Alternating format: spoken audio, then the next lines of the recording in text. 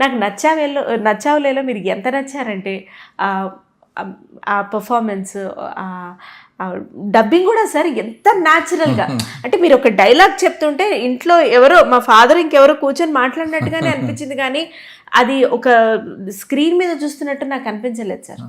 ఆ ఎమోషన్స్ కూడా ఎంత సటిల్గా, very very wonderful role sir అది. అంటే మిమ్మల్ని చూడగానే నాకు అదే మూవీ మైండ్లోకి వచ్చింది. ఆ సినిమా ఒక 250 సినిమాలు చేసే అంత తీసుకొచ్చింది. ఎంత వండర్ఫుల్ రోల్ అంటే సినిమా అంతా. ఎందుకంటే యాజ్ అ ఫాదర్గా అన్ని తీసుకోవడం అనేది మామూలు విషయం కాదు. ఒక కొడుకు కానీ కూతురు కానీ అన్ని డిఫరెంట్ ఎమోషన్స్ పిల్లల నుంచి తీసుకోవటం, మన లైఫ్లోనే కాంప్లికేషన్ ఉంటాయి, పిల్లలే ఒక కాంప్లికేషన్ మనకు సటిల్గా మీరు చూపించినట్టు వంటి తీరు, ఇట్ షోస్ యువర్ ఎక్స్పీరియన్స్ కదా సార్.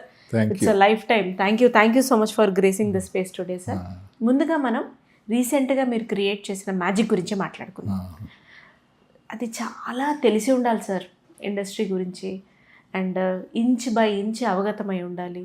మీరు స్వర్గీయ దాసరి నారాయణరావు గారి గురించి చేసినటువంటి ఏవి వారు ఒక్కరి గురించే కాదు, అందులో నాకు కోటరామకృష్ణ గారు కనిపించారు, కృష్ణ గారి దగ్గర నుంచి అప్పటి వాళ్ళు కూడా, ఏది మాయాబజార్, గుండమ్మ కథ, అప్పటి నుంచి నేను అప్పుడు ఆర్టిస్టులు అందరూ కనిపించారు. వాళ్ళు వచ్చి మాట్లాడుతుంటే ఒకలాగా ఆ వాయిస్ కూడా ఎగ్జాక్ట్గా ఆయనకి మ్యాచ్ అయ్యేలాగా, నాకు ఒక నిమిషం చూడగా కాశీ గారే డబ్బింగ్ చెప్పారా దీనికి అని కూడా. అవునా సార్, మీరేనా వాయిస్? లేదు, దాసనారాయణరావు గారు వాయిసే అది. ఏఐలో చాలా విచిత్రాలు వచ్చినాయి అమ్మా, రకరకాల టూల్స్ వచ్చినాయి. భవిష్యత్తులో చాలా వండర్స్ జరుగుతాయి. ఒక ఆర్టిస్ట్ ఫోటో ఉంటే అతనితో సినిమా తీసేయచ్చు అన్నట్టు ఉంటాయి. కాకపోతే ఆ ఇంప్రూవ్మెంట్ కొంచెం టైం పడుద్ది.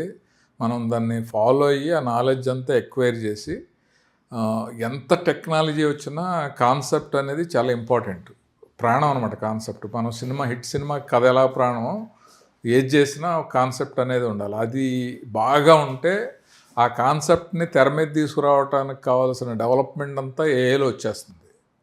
ఓకే, కానీ మీరు ఎలా కూర్చొని చేస్తారు సార్? ఎగ్జాంపుల్, ఇది ఎగ్జాగరేట్ చేసి చెప్పట్లేదు సార్. ఇప్పుడు మేము ఉన్న ప్రొఫెషన్లో కూడా ఏఐ టీమ్తో కూర్చోవటం, మాట్లాడడం, ఇవన్నీ రోజువారీ అయిపోయింది sir. Please trust me if I say, నాకే విసుగు వస్తుంది సార్. అబ్బా ఎందుకురా ఈ టెక్నాలజీ వచ్చింది, ఇంతకు ముందే బాగుంది కదా, ఇప్పుడు ఇది నేర్చుకోలేకపోతున్నా సార్. దీస్ ఆర్ మై, నాకు సొంతంగా ఇప్పుడు జరుగుతున్నదే నేను మీకు చెప్తున్నా. ఇందులో నేను అస్సలు మీరు ఎలా ఒక టీంని తీసుకొని వాళ్ళతో ఒక 1 month కూర్చొని మీ ఐడియాస్ అన్ని వాళ్ళకి చెప్పి చేయించి, adaptability sir.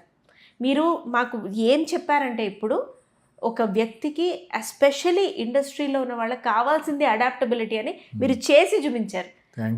Thank you sir. ఎలా చేయగలిగారు? అంటే ఈ డైరెక్షన్ అసోసియేషన్ ఉంది కదా, వాళ్ళు డైరెక్టర్స్ డే అని దాసరి నారాయణరావు గారు May 4th ఎప్పుడో విశ్వనాథ్ గారు అనౌన్స్ చేశారు. ఆ అనౌన్స్ చేసిన డేట్ని నేను, ఎన్ శంకర్ గారు వీళ్ళందరం కలిసి ఫస్ట్ డైరెక్టర్స్ డే స్టార్ట్ చేసాం. సో అది ఆనవాయితీగా ఏ ప్రెసిడెంట్ ఉన్నా కూడా ప్రతి May 4th డైరెక్టర్స్ డే చేస్తున్నారు. ఇప్పుడు ప్రజెంట్ కమిటీ నన్ను ఆహ్వాన కమిటీలో వేసి, మన ఆదిత్య గారు ప్రెసిడెంట్, సాయి రాజేష్ వీళ్ళందరూ రీసెంట్, నేను లాస్ట్ టైము ఉగాది ఉత్సవాల్లో బ్రహ్మానందం గారికి పర్సనల్గా నేనే పిలిస్తే ఆయన వచ్చాడు. ఆయన వచ్చినప్పుడు ఆయన్ని బాగా చూసుకోవాలని చెప్పి ఒక పర్సనల్గా ఒక ఏవి చేశాను. అది చూసి చాలా ఇంప్రెస్ అయ్యి, అలాంటి ఏవి కావాలండి దాసరి గారికి అని అంటే, సరే నేను చేస్తాను అని మాట ఇచ్చాను. దానికి ప్రకారం ఒక 1 month యాక్చువల్గా మెహర్ వెంకటేష్ అని ఆ అబ్బాయి గురించి చెప్పాలి. ఆ అబ్బాయి ఎప్పుడో చిన్నప్పుడు నా క్లాస్మేట్ కొడుకు, వాళ్ళ మదర్ వచ్చి మా వాడికి ఏదైనా దారి చూపండి అది ఇదని రిక్వెస్ట్ చేసినప్పుడు, అతనికి సురేష్ ప్రొడక్షన్స్లో ప్రైమ్ ఫోకస్ అని దాంట్లో సురేష్ బాబుతో మాట్లాడి ఒక జాబ్ సెట్ చేశాను. కరోనా టైంలో అక్కడ చాలామంది తీస్తారు కదా, అలాగే అతను తీసేసినప్పుడు అతను ఊరు వెళ్ళిపోయాడు.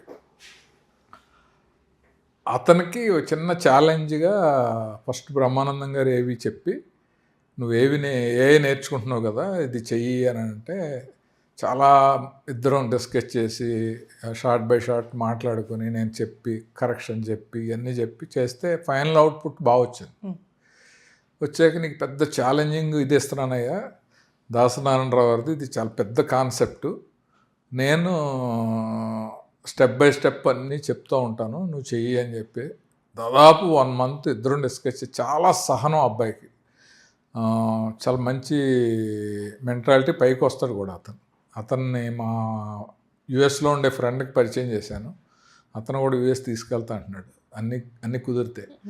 సో ఆ అబ్బాయికి నేను ఎంత టార్చర్ పెట్టేవాడిని అంటే, రాత్రి 2ంటికి ఐడియా వస్తే 2ంటికి, 3ంటికి వస్తే 3ంటికి, అప్పటికప్పుడు ఫోన్ చేసి అతను అయిపోతుందండి గంటలో పంపిస్తానంటే 3:30కి చూసి 4:30 చూసి, తెల్లవార్లు నైట్ టైం నిద్ర లేకుండా అతను ఎన్నోసార్లు చేశాడు, నేను చేశాను. అలాగా ఫైనల్గా దాసనారాయణరావు గారిది దాంట్లో ఒక జీవం ఉండాలి, ఒక కాన్సెప్ట్ ఉండాలి, చాలామంది హృదయాలని టచ్ చేయాలి. ఆల్మోస్ట్ దాసనారాయణరావు గారు ఇక్కడ బతికుండగా ఆయన ప్రతి పుట్టినరోజుకి మమ్మల్ని ఇన్వైట్ చేసేవాడు, ఎంతోమందికి భోజనాలు పెట్టేవాడు, ఈవినింగ్ మళ్ళీ మాకు పార్టీ ఇచ్చేవాడు. సో ఆయన టేబుల్ మీద ఆయన పక్కన కూర్చొని ఆయన వెండి పళ్ళాల్లో అందరికీ పెద్ద పెద్ద పళ్ళాల్లో భోజనం పెట్టే బ్యాచ్లో నేను కూడా ఉన్నాను.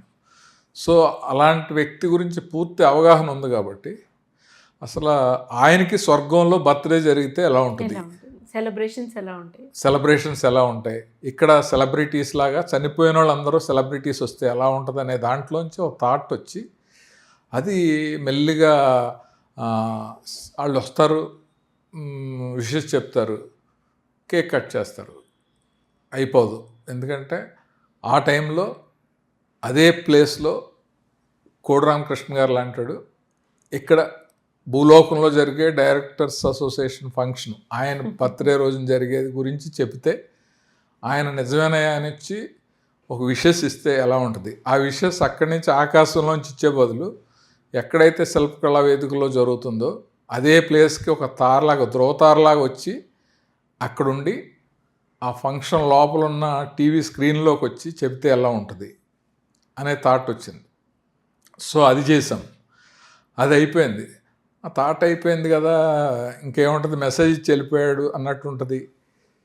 అలాంటి ఒక చనిపోయిన వ్యక్తికి ఆ బర్త్డే తాలూకు జ్ఞాపకాలు ఉంటాయి కదా, అసలు ఆ జ్ఞాపకాలతో స్టార్ట్ చేద్దాం అని మీతో ఇలా అందరికీ కృతజ్ఞతలు విషెస్ చెప్పిన తర్వాత మీతో ఇలా మాట్లాడుతుంటే అసలు ఎన్నో జ్ఞాపకాలు అనగానే ఆయన కళ్ళ ముందు ఆ జ్ఞాపకాలన్నీ రావటం, గుర్తుకొస్తున్నాయనే పాట, ఆ జ్ఞాపకాలన్నిటి తర్వాత ఆయన కళ్ళలో నీళ్లు తిరగటం, ఆ తుడుచుకోవటం, తట్టుకోలేక టర్న్ అయిపోయి మళ్ళీ స్వర్గంలోకి వెళ్ళిపోవటం. ఆ వెళ్ళిపోయేటప్పుడు డిష్ అని ఒక చిన్న సౌండ్ వచ్చి ఒక కర్టెన్ ఇదయ్యి ఆయన స్టాట్యూగా మిగిలిపోయాడు అనే థాట్ని స్టెప్ బై స్టెప్ నువ్వు చెప్తే నమ్మవు. మేము దీంట్లో ఫలితం ఫైనాన్షియల్గా కానీ ఇంకో రకంగా కానీ ఏమి ఆశించకుండా 1 month కష్టపడి చేసాము. నిజానికి నా ఫస్ట్ సినిమా రిలీజ్ అయినప్పుడు కూడా ఇంత అప్లాజ్ నేను లేదు. ప్రొడ్యూసర్స్ ఎవరో చేస్తారు, సినిమా హిట్ అయింది నెక్స్ట్ సినిమా చేస్తే బాగుంటుంది అని అలా అప్రోచ్ అయినాడు తప్ప. చెప్పండి సార్. సో అంత అమెరికా నుంచి, లండన్ నుంచి శ్రీవల్లి గారని, ఇలాగ ఆస్ట్రేలియా నుంచి అలాగే వెళ్ళిపోయింది. ఎందుకంటే ముఖ్యంగా చెప్పాలంటే ఛానల్స్ అందరూ సపోర్ట్ చేసి అన్నీ వాళ్ళ దాంట్లో పెట్టేసి, ఒక్కొక్కళ్ళు ఐ డ్రీమ్ వాళ్ళు 1,50,000 వచ్చిందని, 2 లక్షలు వచ్చిందని. ముఖ్యంగా డైరెక్టర్ దేవి ప్రసాద్ చాలా నా బెస్ట్ ఫ్రెండ్, ఆయన క్లాప్స్ కొట్టేసి నేను ప్రమోట్ చేస్తానని ఆయన అన్ని గ్రూపులకు పంపించి, వాడు చూసిన వాళ్ళందరూ దేవి గారు పంపించారని నాకు ఫోన్ చేసి అప్రిషియేట్ చేసి, ఇలాగా మామూలు అంతా ఎంత అప్లాజ్ కాదు. నేను చాలా అంత కష్టానికి ఫలితం వచ్చింది అని చాలా హ్యాపీ ఫీల్ అయ్యాను.